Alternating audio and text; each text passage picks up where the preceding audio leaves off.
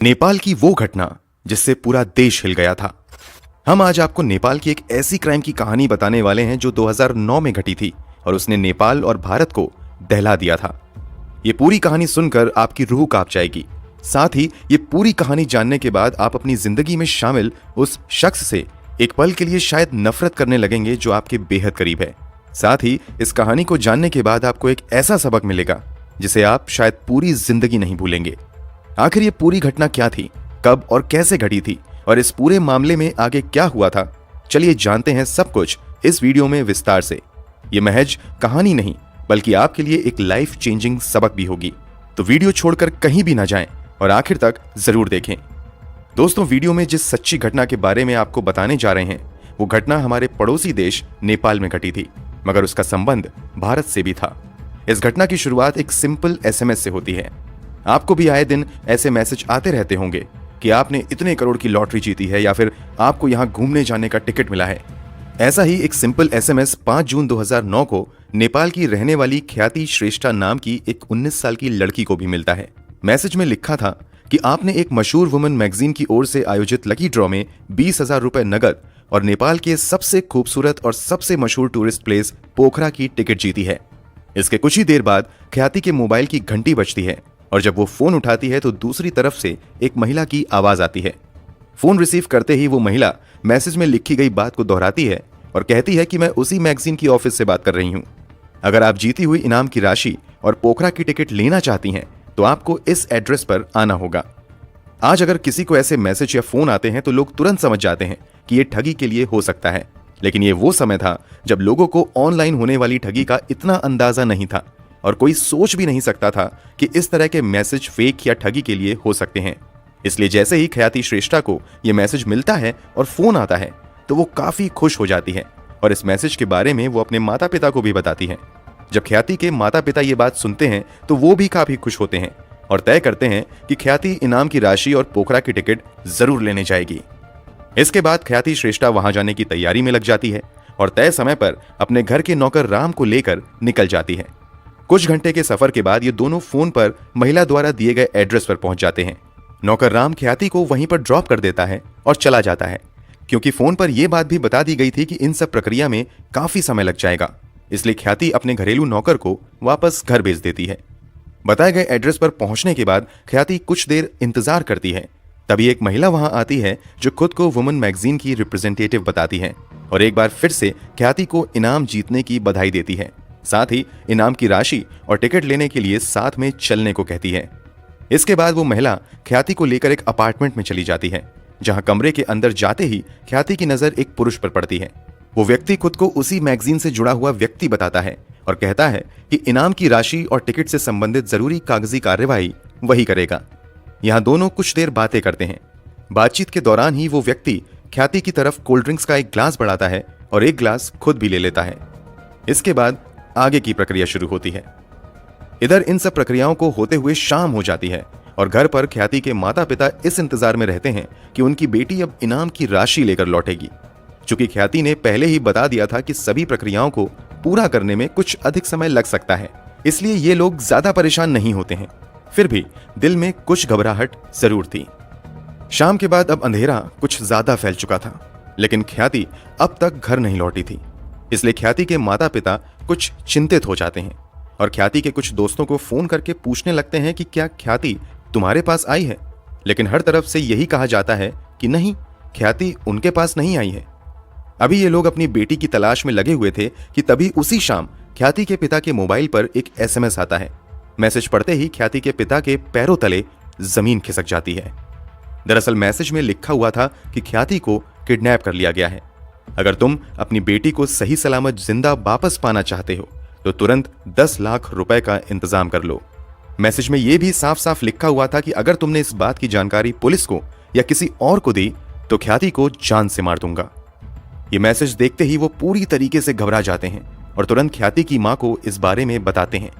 ये दोनों पहले तय करते हैं कि वो इस किडनैपिंग की जानकारी पुलिस को देंगे, लेकिन फिर अपना इरादा बदल देते हैं, क्योंकि पिछले कुछ सालों में उनके आसपास इस तरह की कई घटनाएं घट चुकी थीं, जहां किडनैपर ने सिर्फ इसलिए बच्चे को मार दिया था क्योंकि उन्होंने किडनैपिंग की जानकारी पुलिस को दे दी थी। ख्याति के किडनैपर ने भी साफ साफ अपने मैसेज में लिख दिया था कि अगर पुलिस को इस बारे में बताया तो ख्याति श्रेष्ठा को जान से हाथ धोना पड़ेगा।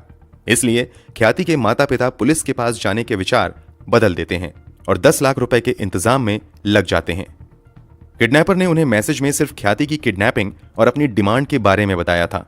ये नहीं बताया था कि पैसे लेकर कहां आना है। इसलिए ख्याति के माता पिता पैसे का तो इंतजाम कर लेते हैं, मगर उन्हें अब तक नहीं पता था कि जाना कहां है। वो सभी इंतजार करते रहते हैं कि अब मैसेज आएगा कि तब मैसेज आएगा, मगर देर रात तक उन्हें कोई मैसेज नहीं मिलता है। कई बार ये लोग उस नंबर पर फोन भी करने की कोशिश करते हैं, मगर कामयाब नहीं हो पाते हैं। इन सब में रात बीत जाती है और सुबह हो जाती है। ख्याति के माता पिता अभी इंतजार में बैठे हुए थे कि आगे क्या करना है। तभी अगली सुबह एक बार फिर से मोबाइल की घंटी बजती है और जब वो लोग मैसेज चेक करते हैं तो पता चलता है कि ये मैसेज उसी किडनैपर ने भेजा था। इस बार मैसेज में लिखा हुआ था कि 10 लाख लेकर तुम बुटवाल पहुंच जाओ।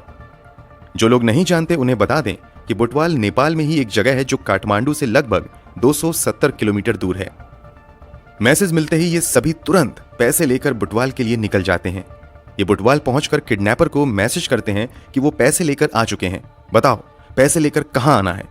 इस पर किडनैपर उन्हें थोड़ी देर इंतजार करने के लिए कहता है और फिर थोड़ी देर बाद मैसेज करता है कि पैसे बुटवाल नहीं बल्कि चितवन लेकर आओ। बुटवाल से चितवन की दूरी लगभग 160 किलोमीटर थी। ख्याति के माता पिता बिना कोई ब्रेक लिए कई घंटे का सफर तय करने के बाद चितवन पहुंचते हैं। पहुंचते ही किडनैपर को इस बात की जानकारी देते हैं कि वो यहां आ गए हैं, लेकिन थोड़ी देर बाद किडनैपर एक बार फिर से उन्हें मैसेज करता है कि वो पैसे यहां नहीं बल्कि सुनौली पहुंचाना है। चितवन से अब सुनौली की दूरी लगभग 155 किलोमीटर थी। ये लोग अब पैसे लेकर घंटों का सफर तय करने के बाद सुनौली पहुंचते हैं, मगर यहां पहुंचते ही एक बार फिर से उन्हें मैसेज मिलता है कि ये पैसे लेकर तुम दार्जिलिंग पहुंचो। मतलब अब उन्हें पैसे लेकर नेपाल की बजाय भारत आने को कहा गया था। सुनौली से दार्जिलिंग की दूरी लगभग 650 किलोमीटर थी। ख्याति के माता पिता के अलावा उनके साथ उनका घरेलू नौकर राम भी था। ये तीनों पहले ही कई 100 किलोमीटर की यात्रा कर चुके थे और बुरी तरीके से थक भी चुके थे, मगर बेटी के ख्याल ने इन्हें जगाए रखा था और पूरी हिम्मत से ये सभी एक जगह से दूसरी जगह भाग रहे थे। ये सभी दार्जिलिंग भी आने को तैयार हो जाते हैं, मगर 10 लाख रुपए के साथ बॉर्डर पार करना और वो भी भारत नेपाल के बॉर्डर को पार करना आसान नहीं था। फिर भी पूरी हिम्मत करके ये सभी किसी तरह भारत नेपाल की सीमा को पार करते हुए दार्जिलिंग पहुंच जाते हैं। जब वो इस बात की जानकारी किडनैपर को देते हैं कि वो पैसे लेकर दार्जिलिंग पहुंच गए हैं, तो एक बार फिर से किडनैपर उन्हें थोड़ी देर इंतजार करने के लिए कहता है। वो सोच रहे थे कि शायद उनकी भाग दौड़ यहीं खत्म होने वाली है और वो पैसे देने के बाद अपनी बेटी को लेकर सही सलामत चले जाएंगे, मगर उनका अंदाजा गलत होता है और थोड़ी देर बाद फिर से मोबाइल की घंटी बजती है और इस बार मैसेज में लिखा होता है कि पैसे लेकर काकरभिट्टा आओ। काकरभिट्टा मतलब उन्हें वापस फिर से नेपाल आने के लिए कहा गया था। एक तो बेटी की किडनैपिंग का गम, उस पर से किडनैपर का ये गंदा खेल। एक जगह से दूसरी जगह भागते भागते इन लोगों का बदन पूरी तरह से टूट चुका था और थकान के मारे हालत खराब हो चली थी, लेकिन इनके सामने कोई दूसरा विकल्प भी नहीं था। वो बेटी को यूं ही मरने के लिए नहीं छोड़ सकते थे। अब वो दार्जिलिंग से काकरभिट्टा के सफर पर निकल पड़ते हैं। इस बार उनका यह सफर लगभग 100 किलोमीटर लंबा था। कई घंटे का सफर तय करने के बाद आखिरकार ये लोग वापस नेपाल के काकरभिट्टा पहुंच जाते हैं। यहां पहुंचने के बाद एक बार फिर से ये लोग किडनैपर को इस बात की जानकारी देते हैं और हमेशा की तरह किडनैपर फिर से इन्हें इंतजार करने के लिए कहता है।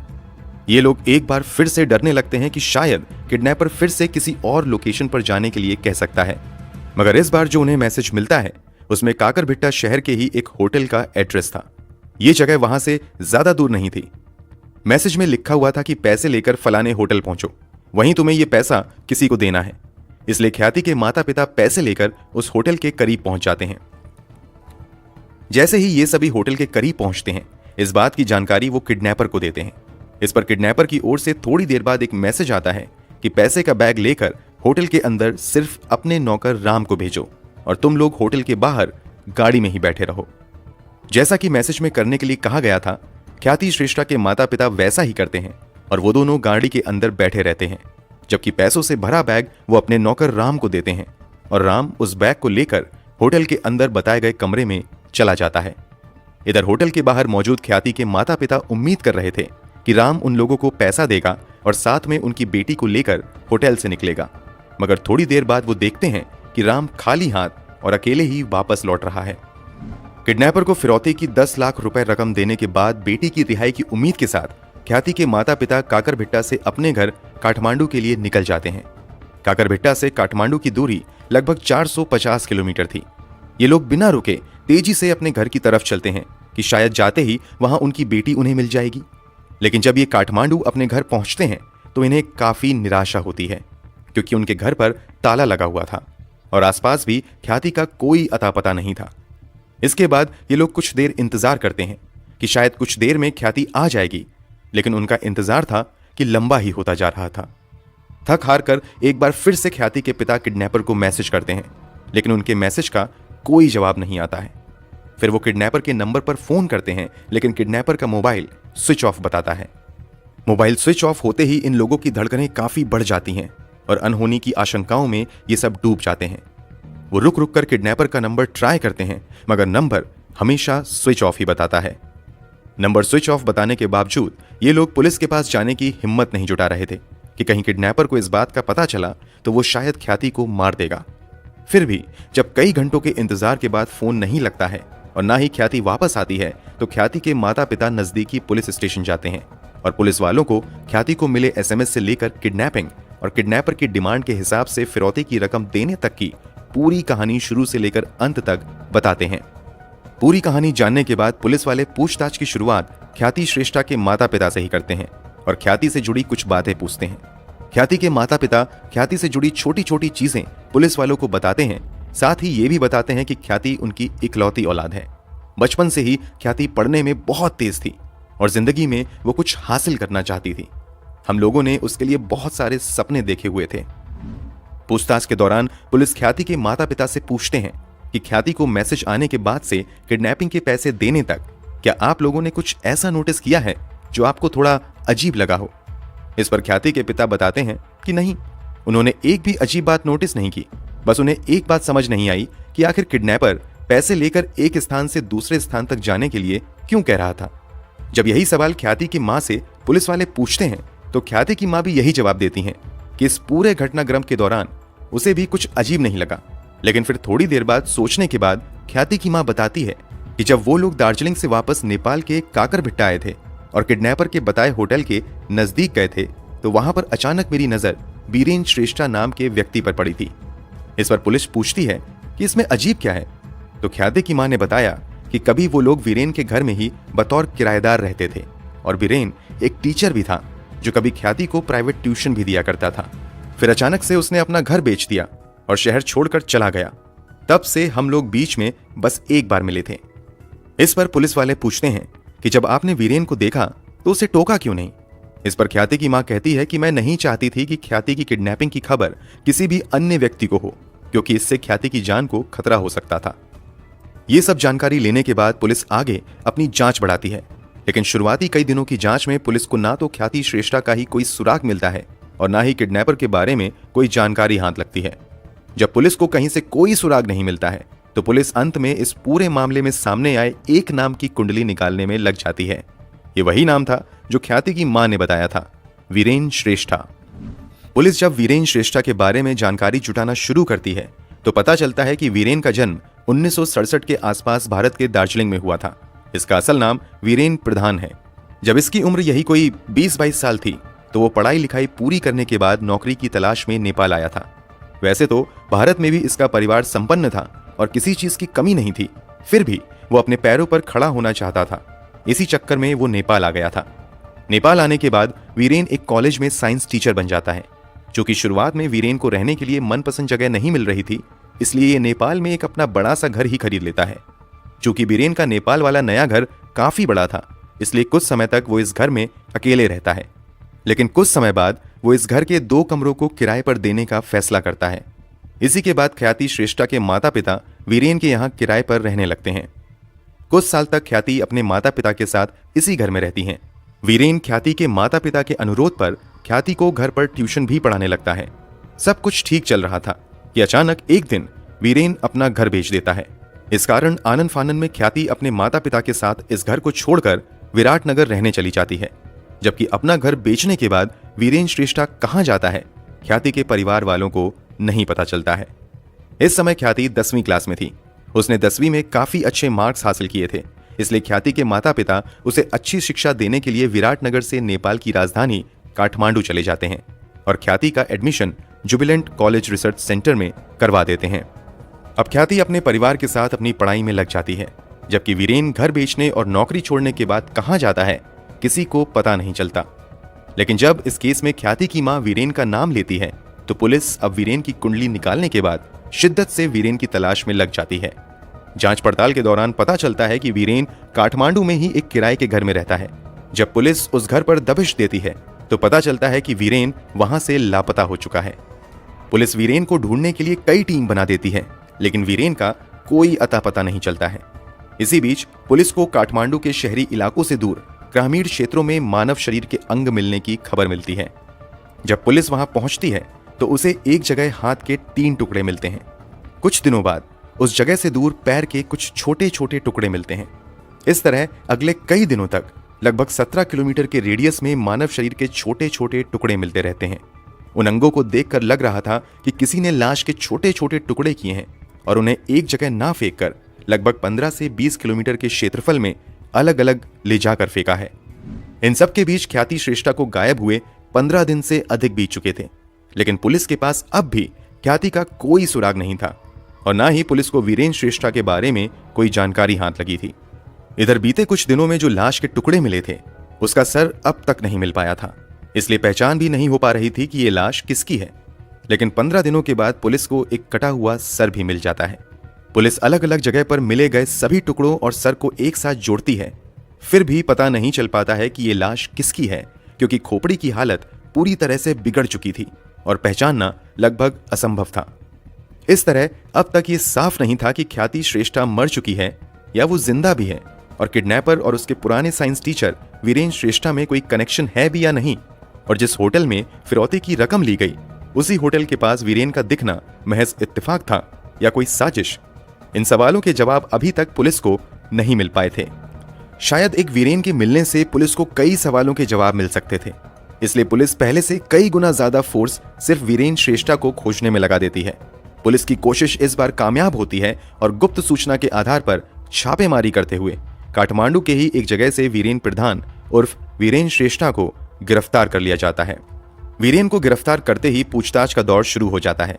पुलिस जो भी सवाल करती थी वीरेन उसका सही और सटीक जवाब देता जा रहा था। ऐसा लग रहा था कि वीरेन पूरी तैयारी के साथ ही पुलिस के पास आया है। इसी सवाल जवाब के बीच जब पुलिस वीरेन से पूछती है कि तुम उस दिन काकरभिट्टा में होटल के करीब क्या कर रहे थे, तो इस पर वो चौंक जाता है और इधर उधर की बातें बनाने लगता है, जबकि पूछताछ के दौरान उसने उस दिन कहीं और होने की बात पुलिस को पहले ही बताई थी। ऐसे में वो पुलिस के इस सवाल पर फंसने लगता है और अंत में साफ हो जाता है कि वो झूठ बोल रहा है। अब पुलिस सख्ती पर आ जाती है और कड़ाई के साथ वीरेन से पूछताछ का सिलसिला शुरू होता है। पुलिस की सख्ती के आगे वीरेन की हर चालाकी फेल हो जाती है और उसे सच बोलना ही पड़ता है। और फिर एक ऐसा सच सामने आता है जिसे सुनकर हर किसी के पैरों तले जमीन खिसक जाती है। वीरेन बताता है कि दार्जिलिंग में उसका संबंध एक ऐसे परिवार से है जो काफी पैसे वाला था और किसी भी चीज की कोई कमी नहीं थी। फिर भी वो लगभग 20 साल पहले नेपाल अपने पैरों पर खड़े होने के लिए आया था। यहाँ भी उसने एक कॉलेज में साइंस टीचर के तौर पर अच्छी नौकरी हासिल कर ली थी और अच्छा पैसा भी कमाने लगा था। यहाँ उसने अपना एक बड़ा सा घर भी खरीद लिया था। वीरेन के बयान के अनुसार उसकी जिंदगी काफी अच्छी चल रही थी कि इसी बीच वो मजे के लिए एक दिन एक कसिनो में जुए खेलने गया। चूंकि उसके पास पैसों की कोई कमी नहीं थी, इस कारण उसका ये शौक धीरे धीरे उसकी आदत बनती चली गई और उस पर जुए का ऐसा जुनून सवार हुआ कि धीरे धीरे वो अपना सारा पैसा हारता चला गया। सभी जमा पूंजी हारने के बाद जुए की आदी हो चुका वीरेन दोस्तों और जान पहचान वालों से कर्ज लेना शुरू कर देता है और वो लाखों रुपए कर्ज से लिया पैसा भी जुए में हार जाता है। जब उसके पास कर्ज का लिया गया पैसा भी खत्म हो जाता है और लोग कर्ज देने से मना करने लगते हैं और कर्ज वापस मांगना शुरू कर देते हैं, तो इसी चक्कर में एक दिन अचानक वो अपना घर बेच देता है। लेकिन उस पर कर्ज इतना बढ़ चुका था कि घर बेचकर भी कर्ज नहीं चुक पाता है। वीरेन की हालत काफी बुरी हो चुकी थी और वो काठमांडू में ही एक किराए के घर में रह रहा था। उसकी नौकरी भी जा चुकी थी। वो दार्जिलिंग में भी अपने घर वालों से काफी पैसे ले चुका था, इसलिए वहां से भी उसे मदद मिलनी बंद हो गई थी। वीरेन जुए की लत की वजह से कर्ज के दलदल में बुरी तरीके से फंस चुका था। उसे कुछ समझ नहीं आ रहा था कि क्या करे। इसी बीच उसे किसी से पता चलता है कि जिस ख्याति श्रेष्ठा का परिवार उसके यहाँ कभी बतौर किराएदार रहता था, वो लोग इसी काठमांडू शहर में उसके घर से कुछ ही दूरी पर रह रहे हैं। इसी के बाद 5 जून 2009 को वीरेन ख्याति के घर मिलने जाता है। वीरेन यहाँ इस उम्मीद में आया था कि वर्षों के बाद इन लोगों से उनकी मुलाकात भी हो जाएगी और शायद कुछ कर्ज भी मिल जाएगा। मगर यहाँ आकर जो बातें उसे पता चलती हैं, उसे सुनकर वीरेन कर्ज मांगने का प्लान बदलकर कुछ और मन बना लेता है। पुलिस पूछताछ के दौरान वीरेन बताता है कि जब 5 जून 2009 को वो ख्याति श्रेष्ठा के घर जाता है तो पता चलता है कि ख्याति के माता पिता ने ख्याति के फ्यूचर को लेकर काफी बड़े बड़े प्लान बनाए हैं। दरअसल ख्याति के माता पिता वीरेन को बताते हैं कि वो अपनी बेटी को अच्छी शिक्षा के लिए बहुत जल्द विदेश भेजने वाले हैं। इस पर वीरेन कहता है कि विदेशों में पढ़ाने के लिए तो काफी पैसा खर्च होगा। इस पर ख्याति के पिता वीरेन को बताते हैं कि पैसों की कोई कमी नहीं है, क्योंकि ख्याति को विदेश भेजने के लिए उन्होंने अपनी कोई पुरानी प्रॉपर्टी भी बेच दी है और अपनी कमाई से भी कुछ पैसे बचा कर रखे हैं।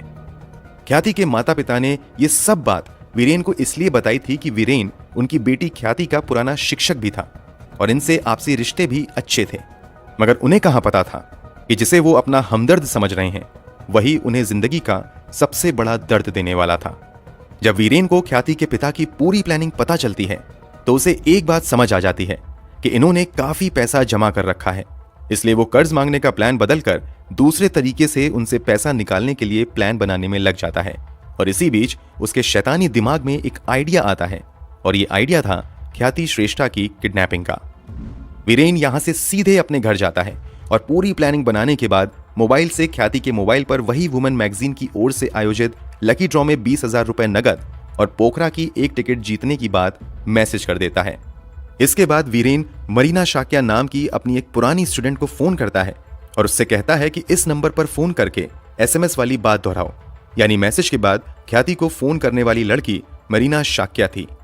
इसके बाद साजिश के तहत वीरेन ख्याति को एक अपार्टमेंट में बुलाता है। यहां भी सबसे पहले ख्याति की मुलाकात मरीना शाक्या से ही होती है। जब मरीना ख्याति को लेकर अंदर आती है तो फ्लैट के अंदर कमरे में मौजूद शख्स वीरेन ही होता है। यहाँ इसे देखकर ख्याति चौंक जाती है। वीरेन भी ख्याति को देखकर अनजान बनते हुए चौंकने का नाटक करता है। वो ख्याति को बताता है कि उसने कॉलेज की नौकरी छोड़ दी है और वो उसी वुमेन मैगजीन के लिए काम कर रहा है। इस बातचीत के दौरान वीरेन ख्याति को कोल्ड ड्रिंक पीने के लिए देता है। ख्याति कोल्ड ड्रिंक पीने से मना भी नहीं करती है, क्योंकि सुबह ही वीरेन से उसकी मुलाकात उसके घर पर हुई थी और उसका व्यवहार काफी अच्छा था और यहाँ भी वो काफी अच्छे से ही बिहेव कर रहा था, इसलिए उसे कोई शक नहीं होता है और वो कोल्ड ड्रिंक पी लेती है। लेकिन जैसे ही वो कोल्ड ड्रिंक पीती है वो बेहोश हो जाती है। ख्याति के बेहोश होने के बाद वीरेन ही ख्याति के पिता को किडनैपिंग वाला मैसेज करता है और वही ख्याति के माता पिता को पैसे एक जगह से लेकर दूसरी जगह जाने को मजबूर करता रहता है।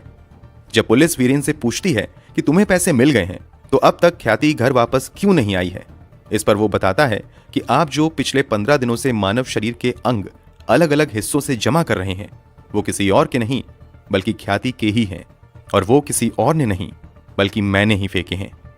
वीरेन बताता है कि जैसे ही ख्याति कोल्ड ड्रिंक पीने के बाद बेहोश हुई थी उसी के 1 घंटे के अंदर ही मैंने उसकी हत्या कर दी थी और अगले 4 दिन के अंदर उसके शव को छोटे छोटे टुकड़ों में काटकर शहर के अलग अलग हिस्सों में फेंकना शुरू कर दिया था। अलग अलग फेंकने का मकसद ये था कि पुलिस कभी भी शव की पहचान न कर पाए। वीरेन के इस खुलासे के बाद हर कोई शॉक्ड रह जाता है। मीडिया में जैसे ही ये खबर आती है पूरे नेपाल में विरोध की आंधी चलने लगती है। खासकर पूरे नेपाल के स्कूल कॉलेज के स्टूडेंट्स सड़क पर उतर आते हैं और वीरेन श्रेष्ठा को बिना किसी ट्रायल के फांसी देने की मांग करने लगते हैं। इन सब के बीच केस की सुनवाई होती है और 1 साल के अंदर अंदर पूरी सुनवाई कंप्लीट कर ली जाती है। आखिरकार 2010 में काठमांडू की एक अदालत वीरेन श्रेष्ठा को ख्याति की हत्या और किडनैपिंग का दोषी पाते हुए 39 साल जेल की सजा सुनाती है, जबकि वीरेन के कहने पर ख्याति को फोन करने वाली और ख्याति से वुमेन मैगजीन की रिप्रेजेंटेटिव के तौर पर मिलने वाली मरीन शाक्या को ख्याति के अपहरण में शामिल होने का दोषी पाते हुए 20 साल की सजा सुनाती है। कहा जाता है कि इस एक घटना ने नेपाल में लोगों के सोचने का तरीका बदल दिया और जो लोग एक शिक्षक पर आंखें बंद करके भरोसा करते थे वो उसी शिक्षक को शक की निगाह से देखने लगे। कहा जाता है कि वहां शायद ही अब कोई माता पिता अपने बच्चों की फ्यूचर प्लानिंग के बारे में किसी को बताते हैं। शायद ख्याति श्रेष्ठा के माता पिता भी उसी अफसोस के साथ जी रहे होंगे कि अगर उन्होंने ख्याति के फ्यूचर प्लानिंग के बारे में वीरेन को नहीं बताया होता तो शायद आज ख्याति जिंदा होती। दोस्तों, इस पूरे मामले पर अदालत के फैसले पर आपकी क्या राय है? इस पूरी कहानी से आपको क्या सबक मिलता है? कमेंट बॉक्स में जरूर बताएं। इस वीडियो को लाइक करते हुए शेयर जरूर करें ताकि बाकी लोग भी जागरूक हो सकें। अगर आपने अब तक इस चैनल को सब्सक्राइब नहीं किया है तो जाने से पहले चैनल को जरूर सब्सक्राइब कर लें